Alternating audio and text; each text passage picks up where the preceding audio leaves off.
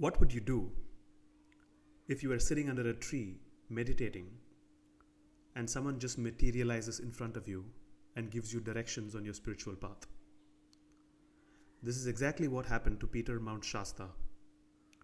Now, Peter had traveled all the way from the US to India in search of a guru, in search of enlightenment. And he had a lot of wonderful experiences in the country, met a lot of people, but ultimately didn't find what he wanted here. Later, he was called to go back to his own country, and there, under Mount Shasta, he did find his true guru. Now, I had a chance to talk to Peter and went on this wonderful conversation with him, talking about his journey, his spiritual path, all the learnings, and the wonderful people he met. And I'm presenting this interview. I hope you enjoy this chat and gain from it what you will. My name is Ramesh. Welcome to my channel, Stopping the World.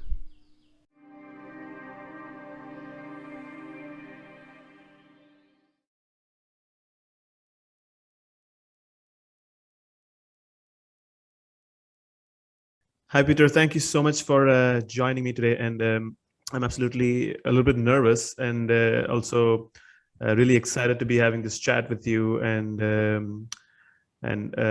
So how are you doing today? Doing fine. I see we're color coordinated. See, we got the same color shirt on. That means we're in synchronization. Yeah.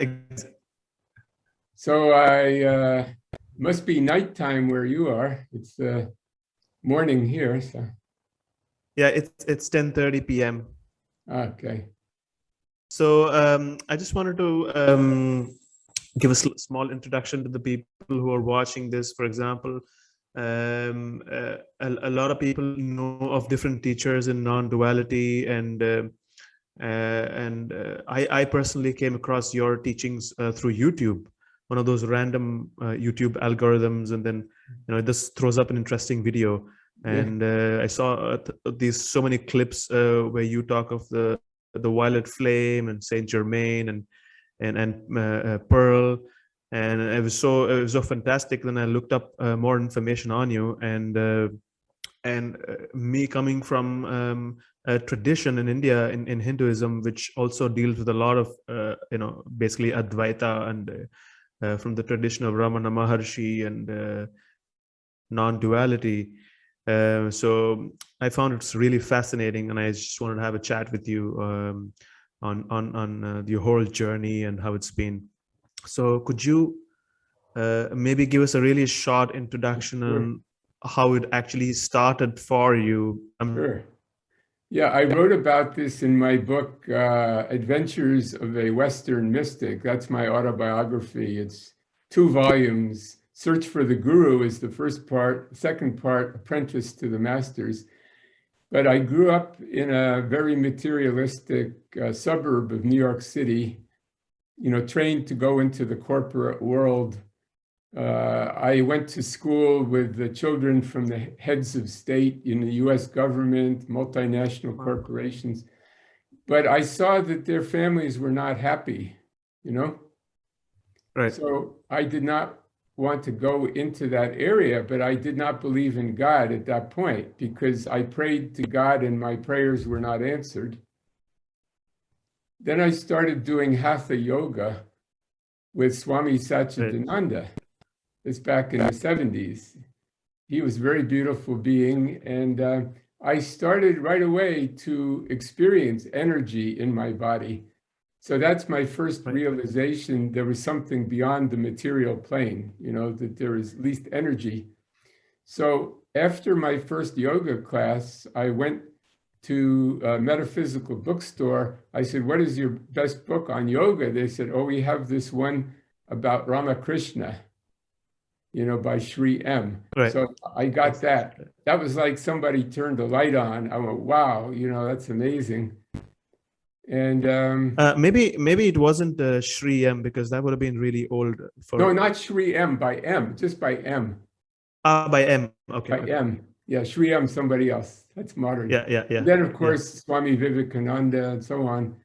And then I heard the American Ram Dass. He was the Harvard professor And he changed his name. He met Neem Richard Karoli Alpert. Baba.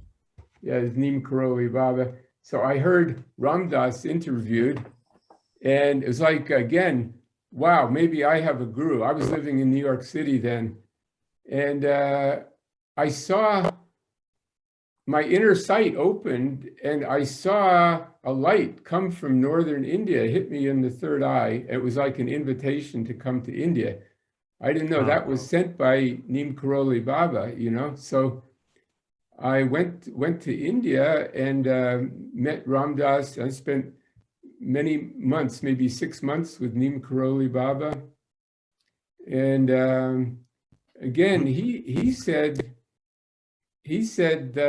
well, of course, I was sitting there for months and he ignored me, like I wasn't there. One day, Was this in his ashram in the Himalayas? this was in Nainital. Okay. Yeah.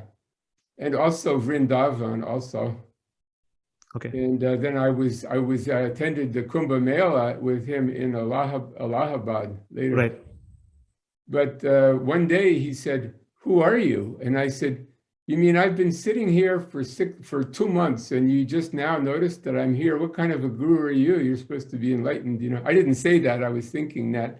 Right. He said, "No, who are you? Who are you?" So then I realized he meant, the Advaita question, who am I? But then one day I felt maybe he's not my guru. So I asked him, "Who is my guru?" And he said, "Jesus Christ." And I said, I see. "Oh no, I came all the way from America to India to find my guru. You're telling me go back home and Jesus is my guru, So what I didn't realize, Jesus was with me all the time. He was one of the great masters who actually studied in India. Jesus studied in India. Mm-hmm. So approximately when was this? Like, how old were you? How young were you when this around happened? there. I was maybe 27 or something. 26, okay. Let's see, 44, 54, 64. 26, I was 26 then. Right. And it's interesting you mentioned about Jesus being in India, and I have read a lot of stories about how he traveled during his lost years to the Himalayas and spent time with the yogis. And then, there are stories of how records of Isa in these monasteries in Tibet and so on.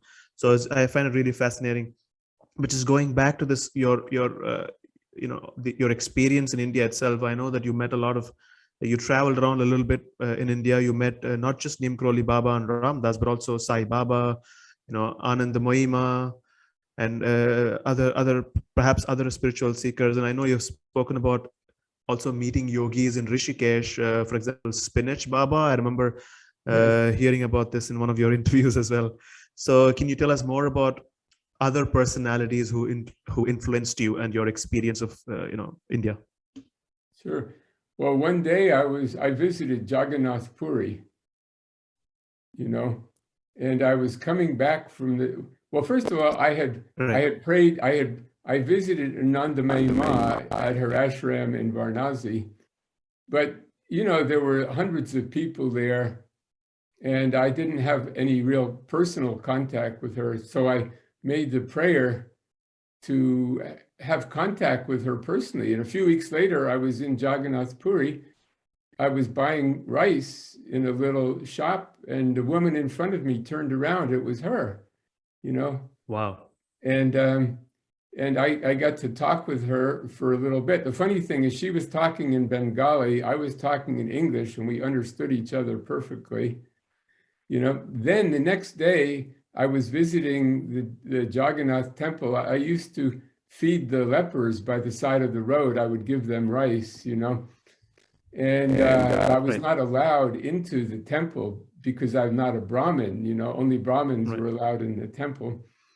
But one day I was coming back from the temple in a rickshaw, and she was by the side of the road with 3 of her devotees, and she bowed to me like that, and the energy hit me, and because I knew, namaste means the God in me greets the God in you, but I knew she was seeing the God in me, So I went back to the house where I was staying, and for 3 days I meditated. I said, I want to see what she was seeing in me, you know? Hmm. And so that was a tremendous boost on my spiritual path, you know? That's the Right. greatest thing you can do for somebody else, is see God in them, you know, see that they are God, you know? Right. Right. And then I guess perhaps also see that the same conscious intelligence is in everyone. So at Yes. the root, so the God in you and the God in me, it's all the same, and we're all, I think, emanating out of the same matrix, so to speak. It's right there under our nose, I guess. No. It's not, it's even closer than your nose. It's in your heart. It's in the jyoti. The jyoti is right there in the center of your chest, you know? That's Right. not, that's not an illusion. That's the reality, you know? Hmm.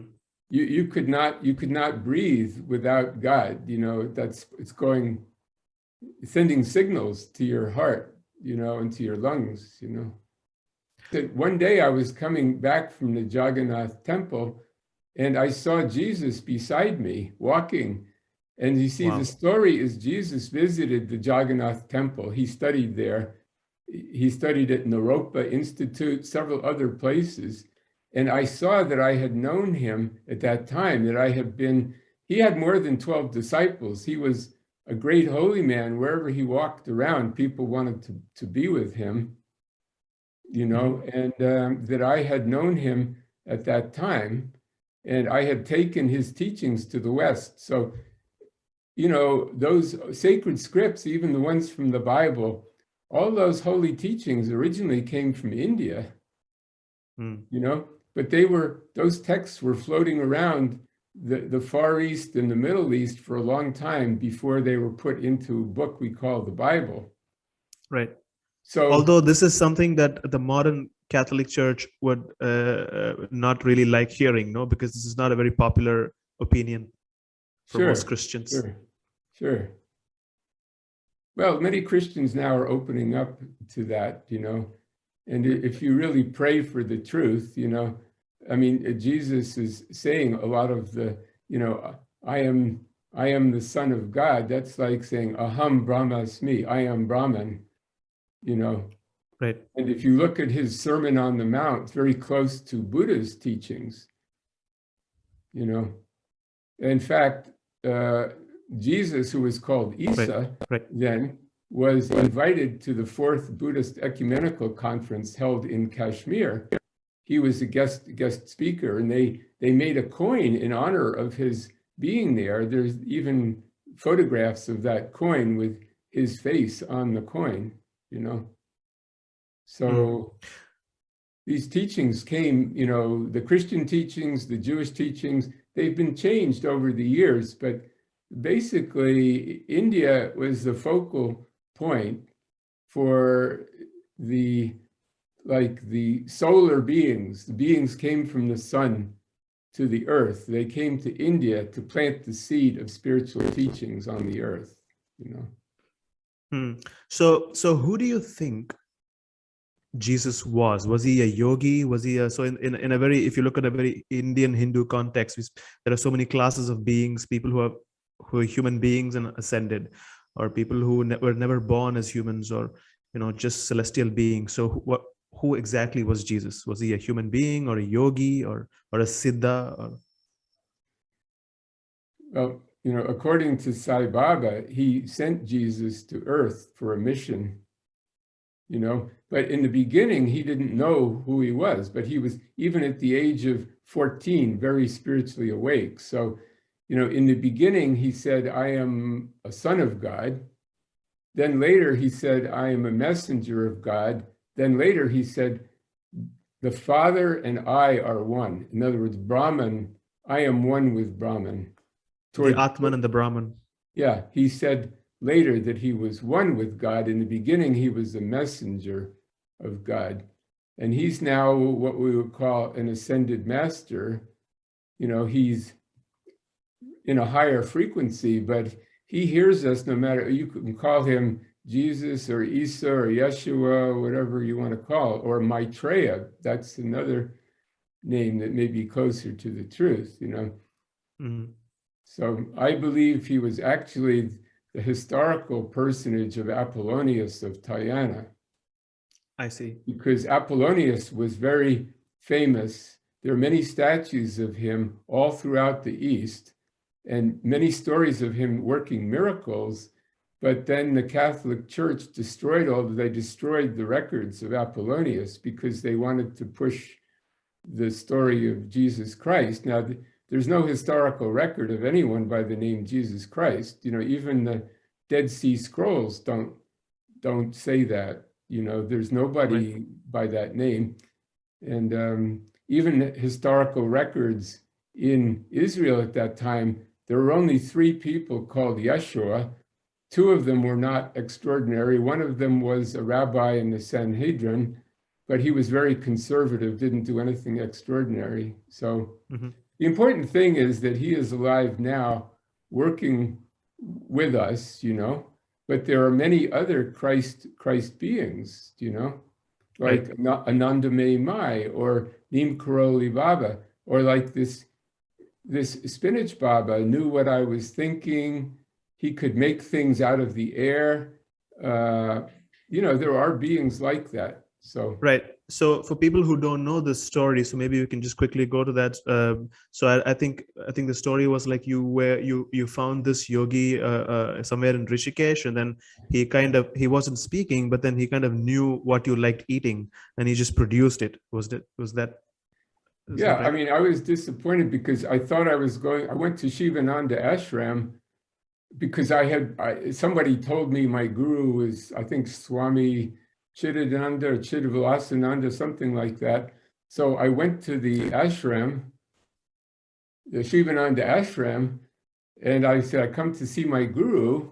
And they said, oh, he's in New York giving lectures, you know? So I was And you very had just come from New disappointed. York. Yeah, he was in New York, where I just come from. So I went to the center of Rishikesh and I sat down. I was kind of depressed. What should I do now? I came all the way to India to see this guy, and he's not there.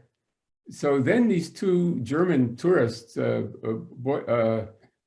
and wife, they came up to me and they said, "Our guru sent us to find you. He wants to see you."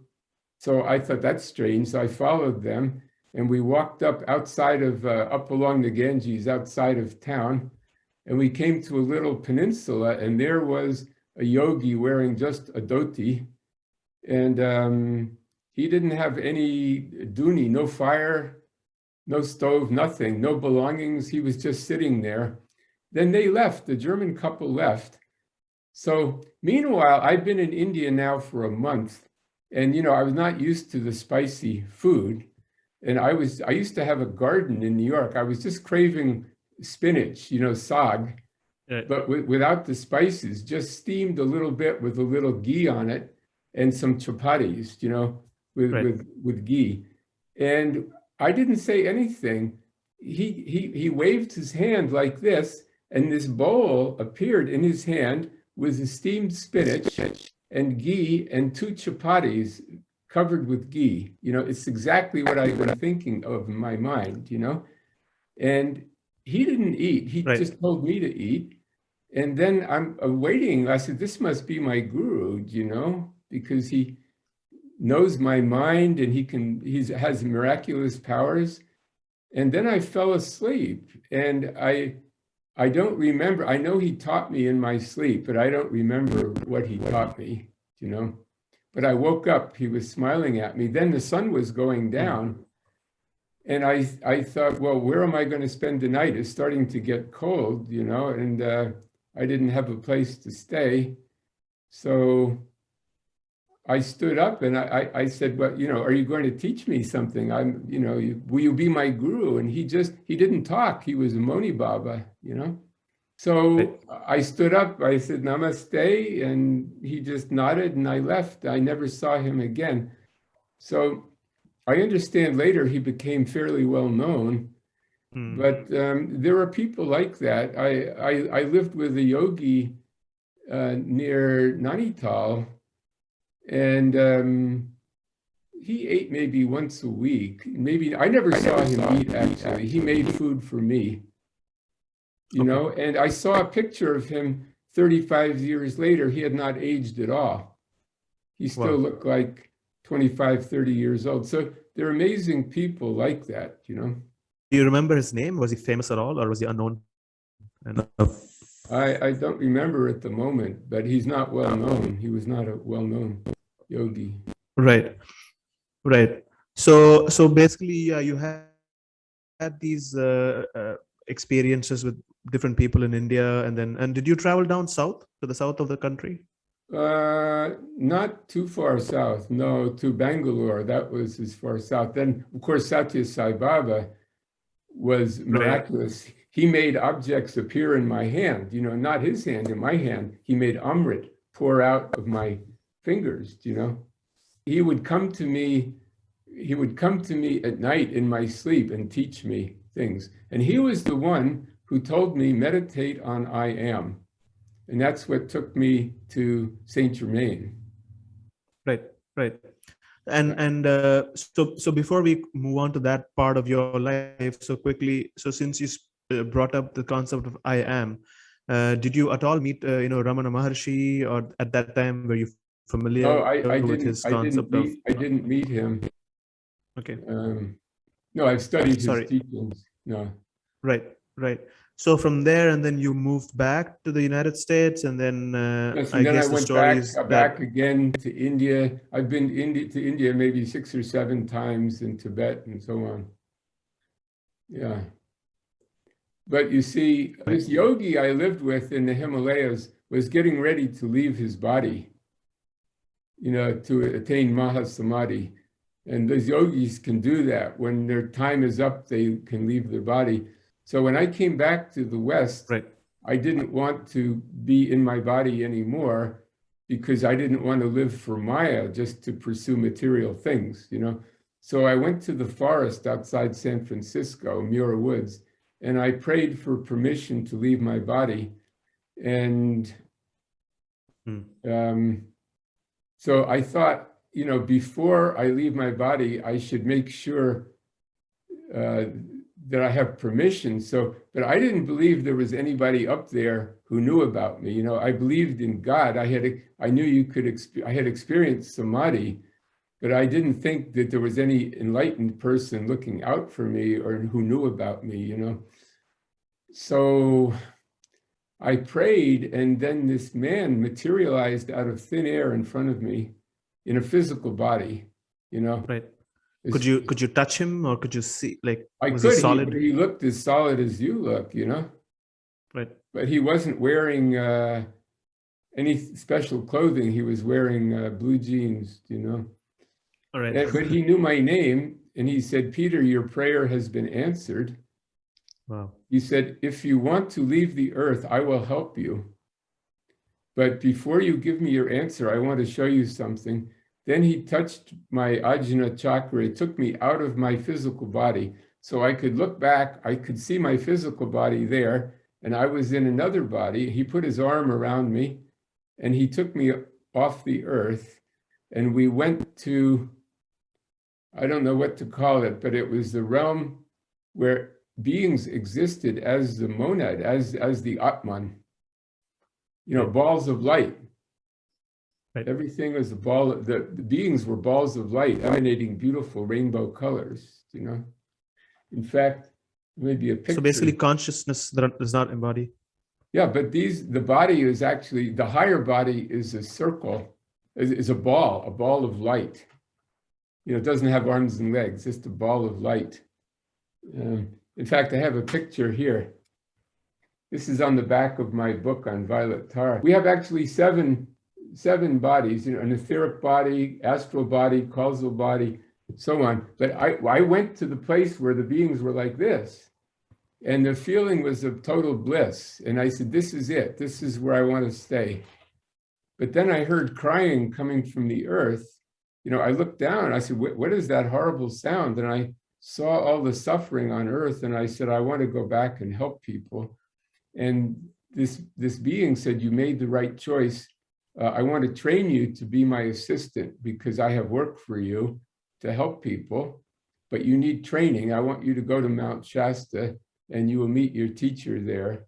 And the first person you meet will tell you what to do next. Then the next thing, we went back. I was back in my body. He was standing in front of me. And then he said, now I will show you who I am. And he changed in front of me from a physical being into this man wearing a white robe. And I recognized his picture as Saint Germain, because I had been a guest of the Theosophical Society at Adyar, and I read the book Unveiled Mysteries there, and his picture was in the front of that book. So then he completely disappeared into thin air. It's like Obi-Wan Kenobi in Star Wars. Right. And for people who don't know, so when you say Theosophical Society, you're talking about the society started by Helena Blavatsky, Yes. and all the ascended masters she spoke about, Kuthumi, and Yes. so many other people. Yes. Have you had a month, I think. Have you had experiences with any other ascended master apart from Saint Germain? Yes. Well, I've experienced the 7 main ones, but of course, Jesus is one of them. Then there is El Moria and Kuthumi. Right. I've Okay. met them in physical form also. Right. Which was one of the high points of my life. Meeting Kuthumi was like meeting Jesus in the physical form. The love was so overwhelming. I wanted to get down on my knees, touch my head to his feet, but he said, no, don't do that. Right. And where was this experience when you met Kuthumi? Well, I met both him and El Moria on an airplane going to Israel. I walked really, of around, all places, I on an walked airplane. around the plane. I was so bored. I had a 7-8 hour flight from Canada to Israel, 6 hours, I don't know. So I was walking around looking for someone to talk to, and there was nobody on the plane. Then about a half hour before we landed in Tel Aviv, I got up to use the bathroom. Here were these 2 masters sitting in the seat behind me. And I was so shocked. I said, what are you doing here? Shouldn't you be in a cave in the Himalayas, And I said, Right. Why do you need an airplane? You don't need an airplane to travel. You can travel by your mind, And they just smiled at me, And then I went to the bathroom. When I came back, I was going to talk to them, and they disappeared. And I walked all around the plane. They were not there. But when I got into Tel Aviv to the bus station, there was Kuthumi sitting on the chair. And I didn't know what I was doing there. I just God told me go to Israel, and I had no idea why. And I said to him, what do I do? And he said, get on the next bus. But I didn't want to leave him because his energy was so beautiful. But he said, get on the bus. So I got on the bus, and then that was the beginning of a whole nother adventure there. But you have to trust these beings are real. These were not created by Madame Blavatsky. These are real beings, and they know when we think of them,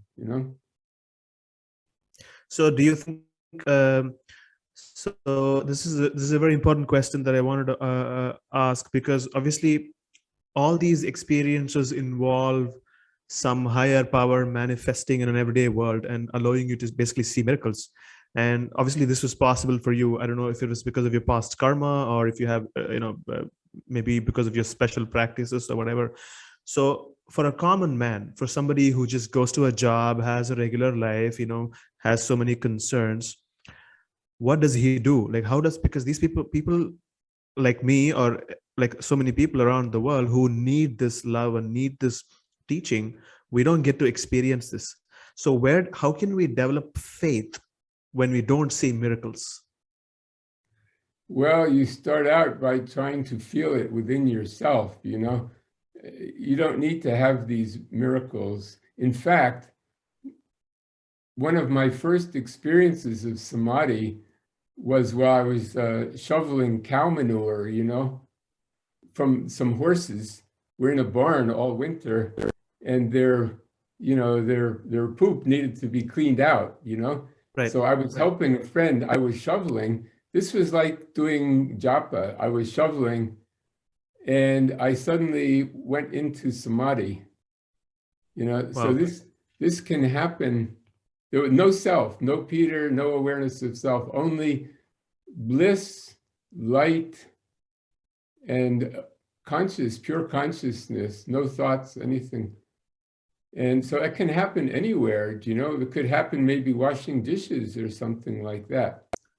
But do you think it depends on a person's karma, as Oh, they say in sure. Hinduism, or Yeah. can he still do it just by practicing these exercises of Some meditation? of it is grace, there's a plan for your life. And in that plan, there's the time to have spiritual experiences, and then your higher self, your Atman, can manifest at any moment. You don't know when that's going to be. Or some great master can give you the experience, but you have to do some work yourself, have some practice. It helps to have a practice. You don't have to, but it helps. Even to do some japa. I do this because there's so many things going on. There's dog barking, there's cars driving around, it's distracting. So just to do simple mantra, the Vajra Guru mantra, Om Ahung Vajra Guru Padma Siddhi Hung. In fact, I met Yogi Ram Sarat Kumar. I forgot where he was. Oh, he was in Tiruvannamalai. Right. His mantra was just Ram, Ram, Ram, Ram, Ram. It seemed to work So for so him. was so was Neem Karoli Baba's, no? Because he was supposed to be Yeah, an incarnation of Hanuman. yeah, right. So something even that simple, or just Aham Brahmasmi, whatever. Even Sai Baba, even Soham, it's the sound you make. Something rhythmical like that. And that was really one of the gifts of TM, Maharishi Mahesh. I was not a follower of his, but he got many thousands of people started on the spiritual path just by doing simple mantra. Of course, Right. you can do it in English also, just I am, I am peace. I am the presence of the living God, So a mantra doesn't have to be something exotic or in Sanskrit No, or anything. no. It's just something that resonates with you as a person. But does it have to be given by a teacher though? Can you choose one for yourself? You can, ideally, it would come from someone who knows, like even a Vedic astrologer can choose a mantra based on your astrology chart. So, depending on what dasha you're in and, strengthen whatever is weak, in your chart. So Right. that would be good. There are not a lot of gurus now, I think, who know you well enough to really do that, but you can take just one of the classic mantras also. And I think it should be ideally, well, Sanskrit has a special vibration that English doesn't have that activates the chakras, but still, consciousness is the most important thing. So just meditating, I am the living light. This is one Saint Germain gave. You close your eyes, imagine the light within you, and keep expanding the light and meditating, I am the living light. Now, if you're French, you should say it in Right. French. If you're German, say it in German, whatever, The Right. important Okay. thing is to focus your mind on the light and on the love, And, Right. even a woman with a baby can say, I am the divine mother, taking care of, mothering, nurturing my baby. That is a mantra. And then she becomes transformed into the divine mother. That's interesting. And going back to this experience which you just finished with Saint Germain, and he vanished, and then obviously he asked you to go to Mount Shasta, and of course the story is available for everyone to know, that you met Pearl, and she was like, you were asked that you were told that the first person you would meet would be your teacher, and then you met Pearl. But before you go to that, I just want to ask you a question. What makes Mount Shasta so special? Because I feel this entire body of, like the Cascade Mountains, and on the Pacific West Coast and Mount Shasta. There's something special about them. And what makes it a spiritual hotspot?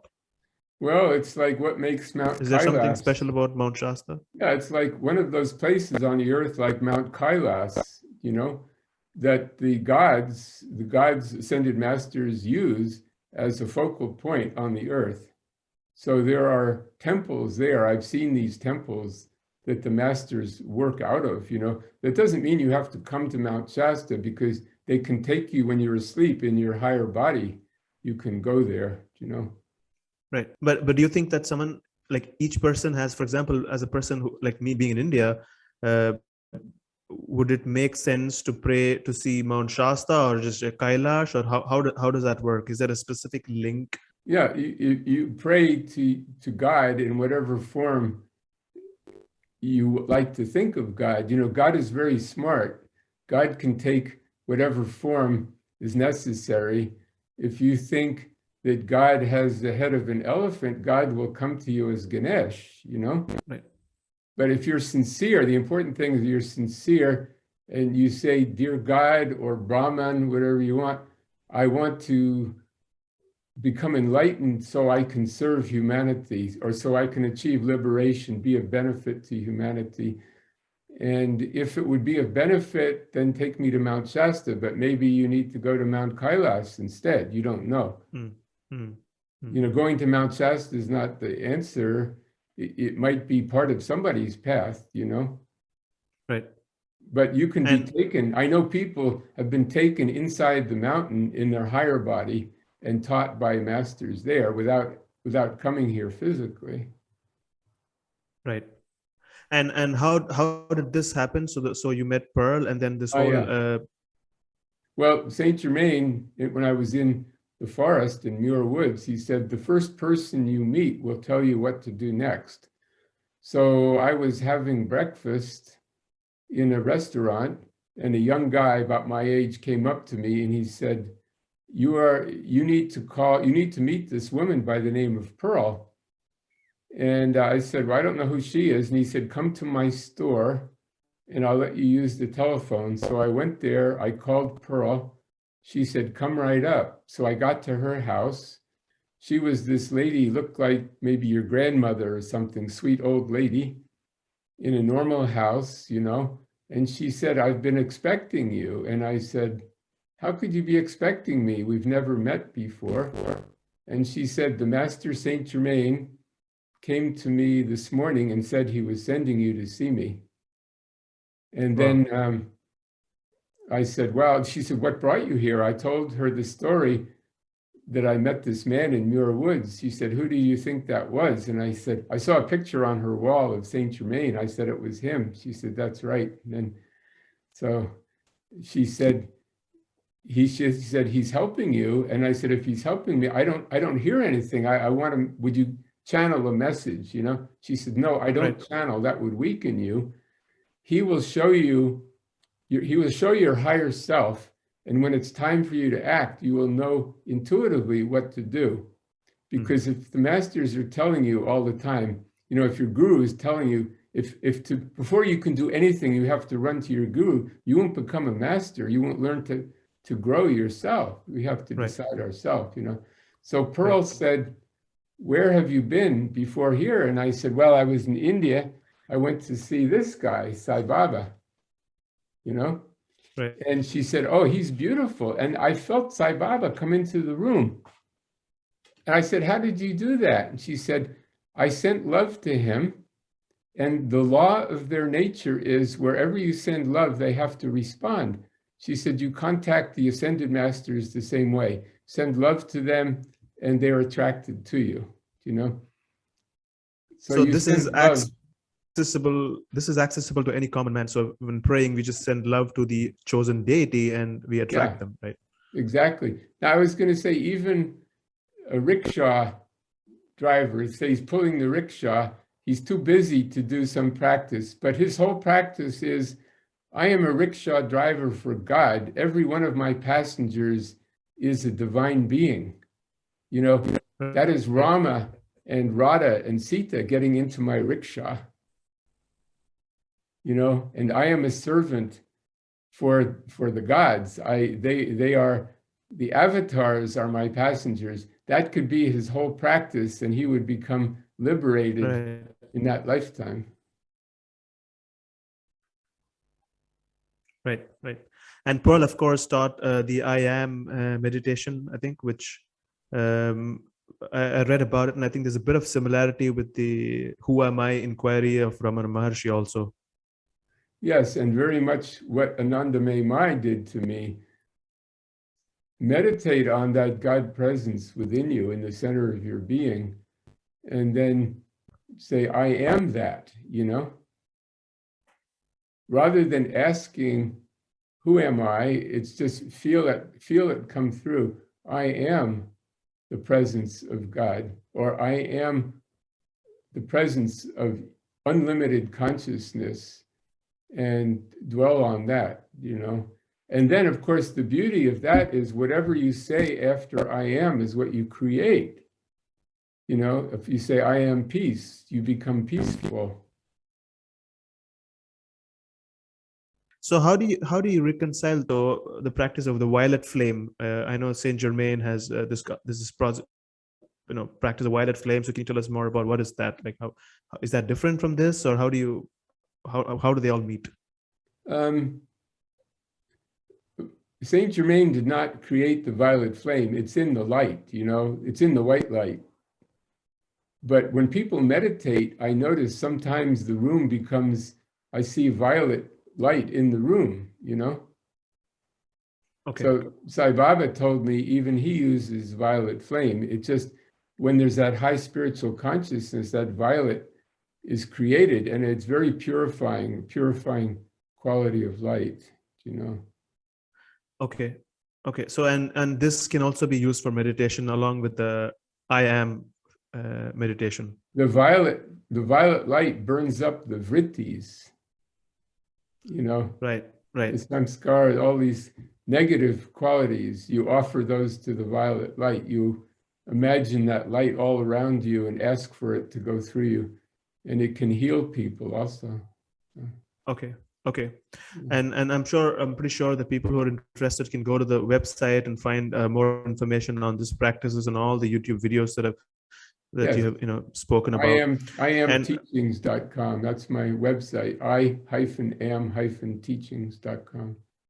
Okay, I just had one last question before we wrap up. That is, if you look at the current situation in the world, with COVID and so much happening, and so much happening in Afghanistan, with the violence, and in Haiti with the recent earthquake and so much death, and so the last couple of years have been really not very nice on people. So, what do you think is happening in the world? This is the working out of planetary karma, and you have to trust that everybody is where they chose to be in order to learn their lessons, as painful as they may be. So, you're a very brave being to be on the earth at this time. The important thing is not to get sucked into the negativity by dwelling on the news. Rather, pour out the love and the light and the violet fire if you can. That will help things more than becoming obsessed, with the bad things that are happening. But eventually, those people who have their attention on the light will move into a world of light, That is where the new age is. It's in a higher frequency. So to move into that, the new heaven and the new earth, we have to raise our vibration.